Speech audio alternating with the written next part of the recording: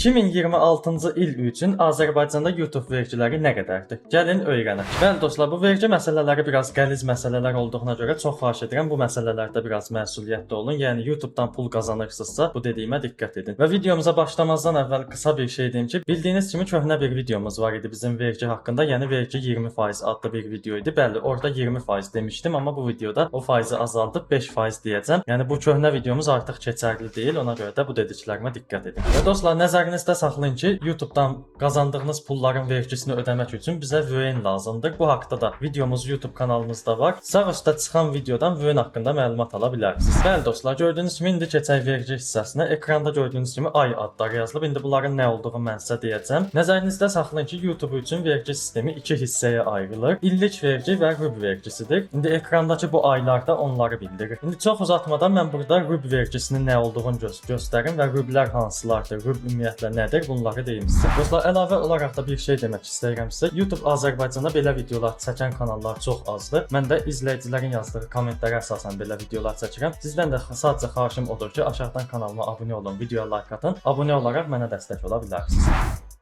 Bəli dostlar, rüblər bildiyiniz kimi il içində olan aylara deyilir. Misal üçün baxın, gördüyünüz kimi yanvar, fevral, mart ayı. Bu birinci rübümüzdür bizim. Ona görə də bunu bu formada ayırıb qırağa qoymuşam. Sonra gəlir aprel, may, iyun. Bu da ikinci rübümüzdür bizim. Baxın, bu da ikinci rüb sayılır. Sonra gəlir iyul, avqust və sentyabr. Bu da bir üçüncü rübümüzdür və oktyabr, noyabr, dekabr. Bu da bizim sonuncu, yəni dördüncü rübümüzdür. Bunlar il içində olan rüblərdir. İndi deyəcəksiniz ki, bunun vergiyə nə dəxli var? Bunlar aylardır. Bunlar yəni onu bildirir ki, biz bu aylar ərəfəsində pul çəkmişiksə, bu rüblərə görə pul ödənməlidir, yəni vergi verilməlidir. Bura çox vacibdir, buna diqqət edin. Deməli, misal üçün az öncə mən sizə qeyd etdim ki, yanvar, fevral, mart ayı birinci rübümüzdür. Bu birinci rübün hər hansısa bir ayında, yəni tutaq yanvarda və ya martda və ya fevralda fərq eləmir. Bu 3 aydan birində hansındasa siz YouTubedan pul çəkmisinizsə, siz rüb vergisi ödəməlisiniz. Amma yox, çəkməmisinizsə, onda pul və ya vergi falan ödəmirsiniz. Sadəcə vergi idarəsinə yaxınlaşıb boş hesabat verirsiniz ki, bəli, mən yanvar, fevral, mart ayında pul çəkməmişəm, boş hesabat vermək istəyirəm. Yəni heç bir pul ödəmirsiniz, amma az öncə qeyd etdiyim kimi bu 3 aydan birində pul çəkmisinizsə, tutaq ki, yanvarda gəliriniz olmayıb, pul çəkməmisiniz, amma martda çəkmisiniz, bu zaman marta görə vergi ödəyirsiniz. Bu isə icbari tibbi sığortaya və DSMF-yə ödənir. Ümumilikdə mən özüm 66 manat ödəyirəm bu ikisinə görə. Yəni burada da qeyd etdiyimə görə icbari tibbi sığortaya 50 manat, DSMF-yə isə 16 manat ödəyirəm bu rüblərdən birində pul çəkdiyimdə.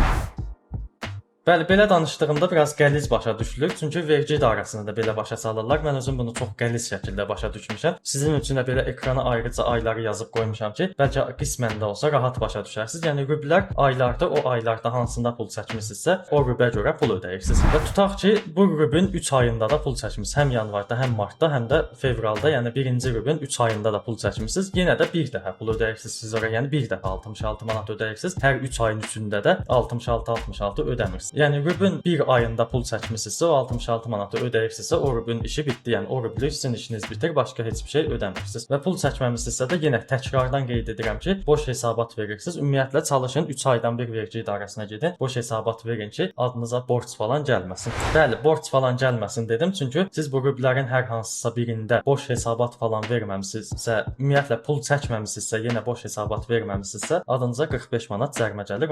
Ona görə də hər rüb yeniləndikcə çalışın gedin vergi idarəsinə və bəyannamə verin. Yəni bu rübləri yaddan çıxarsaz əgər boş hesabat verməsəz, onda sizin telefonunuza bir mesaj gələcək vergi idarəsindən, yazılacaq ki, ikinci rübə görə vahid hesabat verməmisiniz. Zəhmət olmasa vergi idarəsinə yaxınlaşın və vahid hesabat verin. Yəni nömrəniz açıqdırsa bu mesaj gəlib sizin yadınıza salacaq bunu.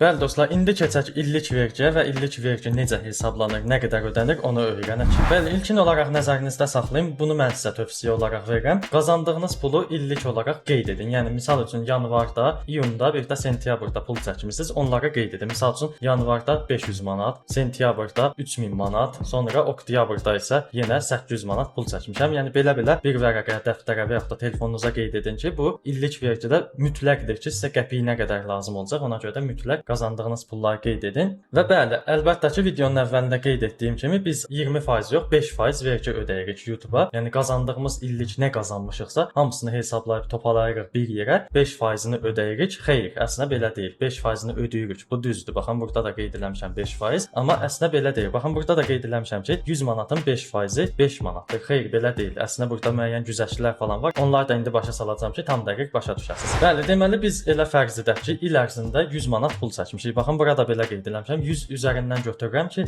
rahat başa düşəsiniz. Əslində o rəqəm çox da ola bilər, amma özünüz hesablayarsınız da çox olsa. Tutaq ki, 100 manat pul çəkmişik. Bu 100 manatın 5%-ni hesablayanda ortaya 5 manat, yəni 5 rəqəmi çıxır. Əslində burada 5 manat olmur bu 100 manatın 5%-i. Nəyə görə? Çünki birincisi vergi ödəyəndə orada güzəştlər olunur. Tutaq ki, vergiləri vaxtı-vaxtına ödəməyinizə görə, müəyyən şeylərə görə sistem orada yüngülvari güzəştlər falan eləyir. Yəni bu da sizə sərf eləyir əlbəttə ki. Əlavə olaraq da siz az öncə rublərə vergi ödədiniz. Yəni DSMF-yə, icbari tibbi sığorta ümumi topası bir yerdə 66 manat rublərə görə ayrı-ayrı ödədiniz. Bəli, bunlara görə də güzəştlər olur. Gəlin yenə ekranımıza keçin, bunu başa salaq. Misal üçün baxın, birinci rubl, yanvar, fevral, mart. Bu birinci rubl üçün tutaq ki, siz birinci rubldə mart ayında az öncə qeyd etdiyim kimi pul çəkmisiniz və birinci rublə görə bir dəfə 66 manat pul ödəmisiniz və bu ödədiyiniz pul illik verginizin toplam cəmindən çıxılır. Yəni az öncə mən sizə qeyd eləmədim, 100 manat, bu 100 manatdan o çıxılacaq. Yəni illik misal üçün 100 manat qazanmamısınız. O 100 manatın içərisindən bu 66 manat çıxılacaq.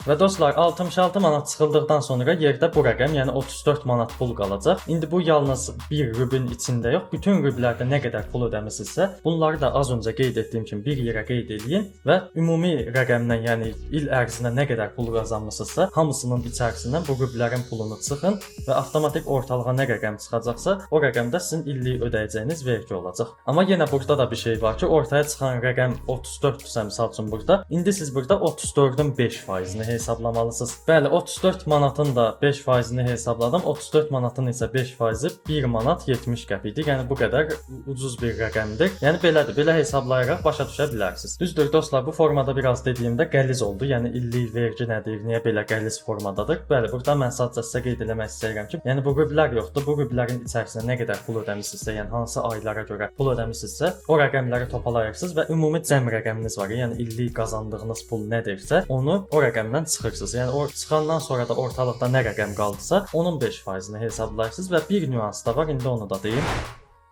Hə dostlar, bir nüans da odur ki, siz qazandığınız pul ilə gedib hər hansı bir marketdən nə isə almısınızsa, marketdən bu meyvə tərəvəz falan deyil ha. Misal üçün kompüter almısınız, bu sizin YouTube üçün lazımlı bir əşyadır. Misal üçün baxın bu mikrofon. Mən bu mikrofonu YouTube üçün almışam da, hə. Bu zaman mən YouTube işimə yatırım eləmişəm. Bu zaman bu da vergilərdən çıxılır, amma bunun üçün bir çek var, o lazımdır. İndi bunu vergi idarəsindən geniş soruşarsınız, onlar özü deyəcək. Bunlar da sizin xərcləriniz olaraq hesablanır və ümumi cəm rəqəmi var. Orada olan 100 manat, o 100 manatdan o da çıxılır. Sonra onun 5%-i toplanır. Yəni bu qədər az və ucuz formada vergiləri ödəyə bilərsiniz. Düzdür, belə deyəndə biraz qəliz oldu. Özünüz ümumi bu dediklərimə görə bir hesablama eləyin. Hesablamanı eləyəndən sonra rahatca başa düşəcəksiniz ki, hə, vergi belə ödənirmiş deməli. Və dostlar, mən az öncə sizə bu 3 aylıq verginin, yəni rubl vergisinin ödəmə vaxtını dedim. İndi bu illik vergini nə vaxt ödəməlisiniz onu da deyim. İstəsəz bunu hər pul çəkdikdən sonra da ödəyə bilərsiniz. Yəni hər misal üçün 1000 manat pul çəkmisiniz, o 1000 manatın 5%-ni hesablayın, ona görə ödəyin, arxayın olun. Amma mən belə eləmirəm. Siz istəsəz belə də edə bilərsiniz. Mən belə eləyirəm ki, illik nə pullar qazanmışamsa hamısı topalanır, heç birini ödəmirəm. Sonra növbəti il gəlir qarşıdan. Misal üçün indi 2026-dayıq və növbəti il olaraq 2027 gəlir qarşıdan. O 2027 yanvarın gözləyirəm və yanvarda gedib hesabat eləyirəm. Hesabat olaraq nə rəqəm ortalığa çıxırsa, o pulu topalayıb o formada ödəyirəm və ümumilikdə nəzərinizdə saxlayın ki, növbəti ilin yanvar və mart ayları ərzində, yəni bu 3 ay ərzində o pulu ödəyə bilərsiniz. Yəni vergi idarəsi sizi tələsdirmir ki, yox, yanvar ayı gəldi, tez gətir pulunu ödə, belə bir şey yoxdur. O 3 ay ərzində, yəni 2026-nın pulu ümumi hesablamısınızsa, yanvar ayı gəlibsə, yanvar, fevral, mart ayı ərzində ödəyə bilərsiniz. Və son olaraq da bir şey deyim ki, YouTube-dan pulu çəkdiyiniz bankdan müəyyən qədər faiz tutur. Bu da düzdür, o qədər çox deyil. Misal üçün 1000 manat çəkmisinizsə, oradan 5 manatını bank orada komissiya kimi tuta bilər. Bunu da nəzərinizdə saxlayın və vergi ödəyəndə ümumi rəqəm hesabladıq. Biz burada o rəqəmi də siz əlinizə gəlib, yəni ATM-dən çıxartdığınız pul olaraq hesablamayın. Yəni az öncə qeyd etdim, mən 1000 manatın 5 manatını bank tutur burada və bizim əlimizə 995 manat gəlir çıxır. Vergini bu 995 manata görə yox, yenə də siz 1000 1000 manata görə hesablayın. Çünki vönünüz o karta bağlıdır deyə vön orada görür ki, hə bu şəxsin kartına 1000 manat pul gəlib, bu 1000 manata görə hesablamalıdır. Yəni bank kartınıza nə gəldisə, ona görə hesablayın. Bəli dostlar, bilirəm biraz qəliz məsələ idi. Qəliz formada başladım. Çünki məsələ özü ümumiyyətlə qəlizdir. Ona görə də videonun əvvəlində qeyd etdim ki, məsuliyyətli olun bu məsələlərə görə. Ümumilikdə nəsə qaranlıq qalan sualınız varsa, aşağıda kommentlərdə yazıb mənimlə bölüşə bilərsiniz o suallarınızı. Aşağıdan kanala abunə olub, videomuza like atıb, bildiriş zəngini aktiv edərək bizə dəstək ola bilərsiniz. Sağ olun, salamat qalın.